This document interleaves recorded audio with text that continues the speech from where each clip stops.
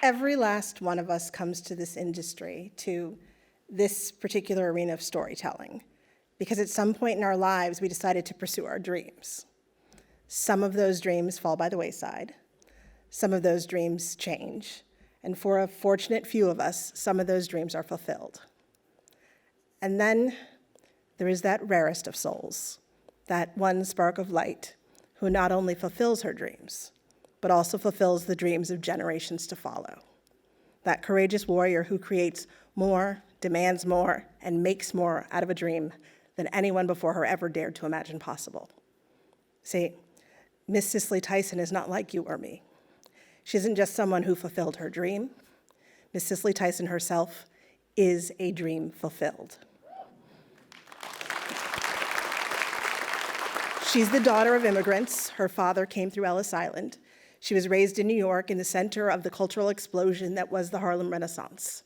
She had a sensible typing job when she was discovered by Ebony magazine as a model. And then, thankfully for all of us, she decided to try her hand at acting.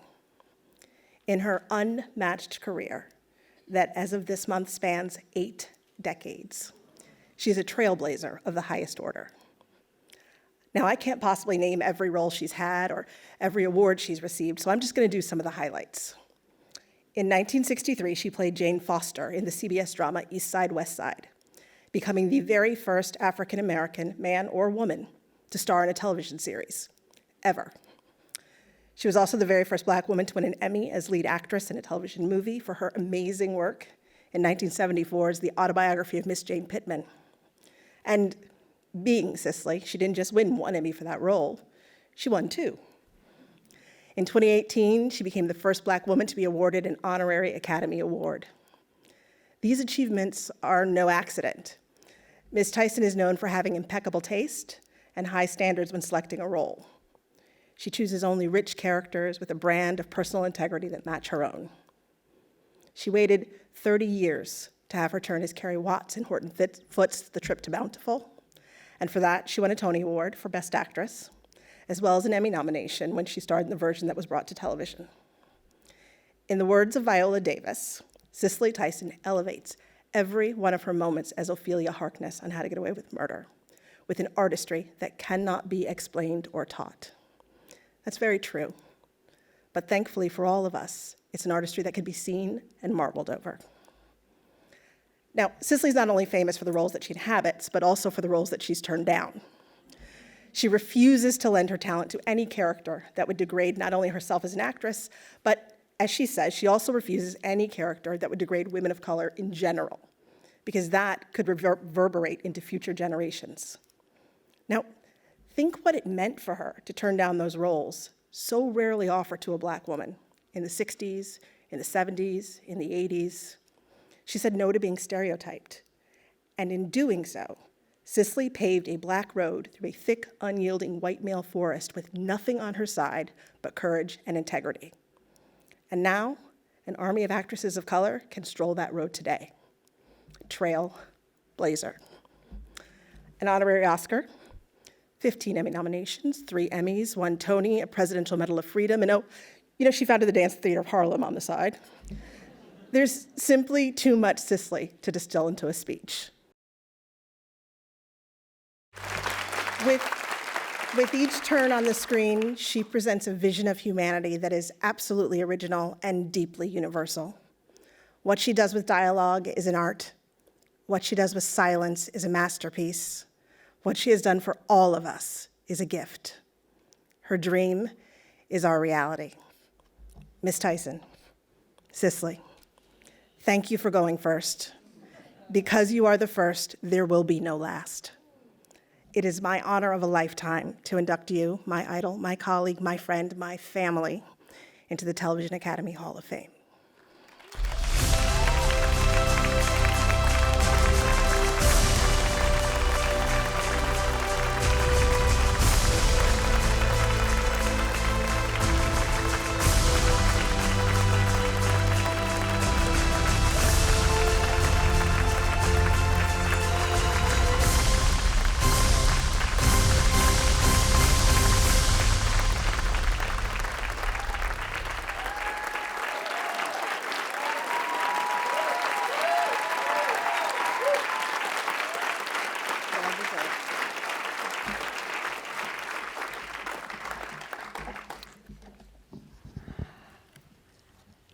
Well, I guess I should speak to my mother first. She was very upset with me because I didn't go to college. But I want to let you know that I'm at an academy now.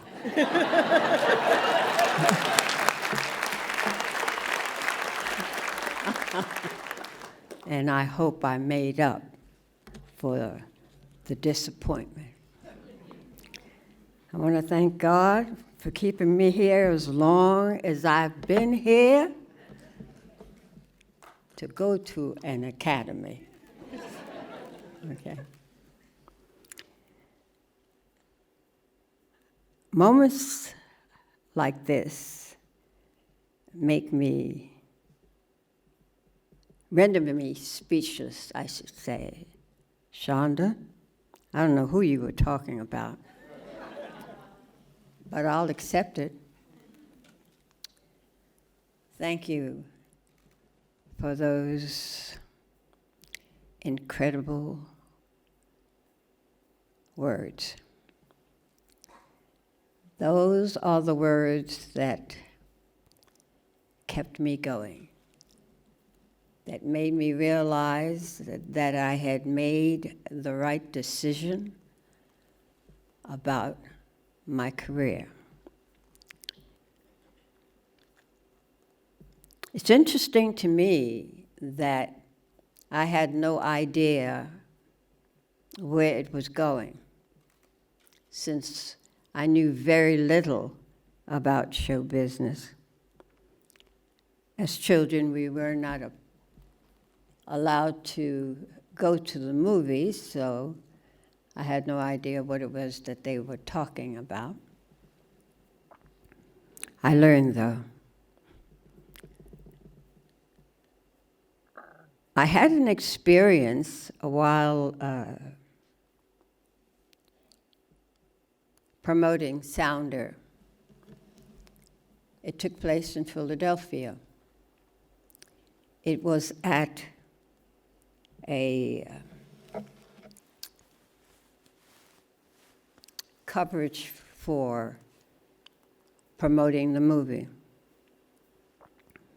And one of the journalists stood up and said, "Miss Tyson, I discovered a bit of prejudice in myself while watching the movie Sounder." When I asked what it was, he told me that he could not accept the fact that my son, the oldest one, referred to his father as Daddy. The confusion came about because my son was black, his father was black, and he called him Daddy. The reporter said the confusion and the discovery of his prejudice came about as a result of the fact that he could not understand nor accept the fact that this little black boy was referring to his father, who was black, as Daddy, because that's what his little white sons called him, and he was white. I can't remember that I was able to ingest that without finding it difficult to swallow. I became aware of the fact that there were some issues that I had to address. That was one. And that I would choose my career as my platform. I am extremely grateful that what I refer to as divine guidance led me to this experience and gave me the future of my career. I made up my mind I just could not afford the luxury of being an actress. There were some issues I wanted to address, and as I said, I used my career as my platform. That it would bring me to a moment like this is nothing that I ever fathomed.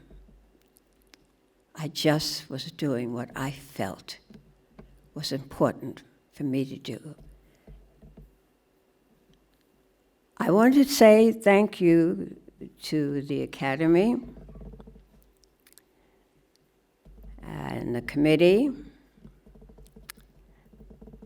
I wish to extend my gratitude to you for selecting me for this important recognition. I've been getting a lot of awards lately. And I find myself wondering if you all know something that I don't know. And if you do, you better share it with me, okay? Because I will find a way to find out, okay?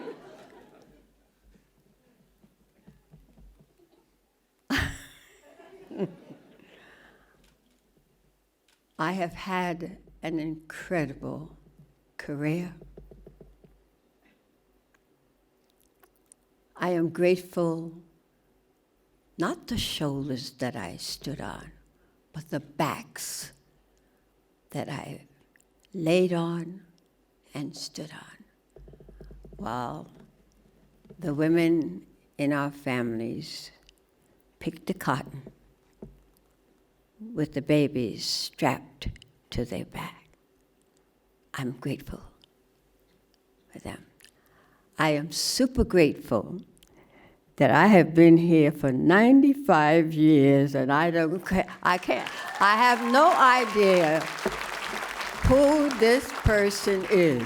Do you understand that? I find myself looking in the mirror every now and then and saying, Cicely, do you believe this? I don't. But I am grateful to the Heavenly Father, to every single one of you who have held me up over these years. I want you to know that I would not be here if it weren't for each one of you. I am everlastingly grateful.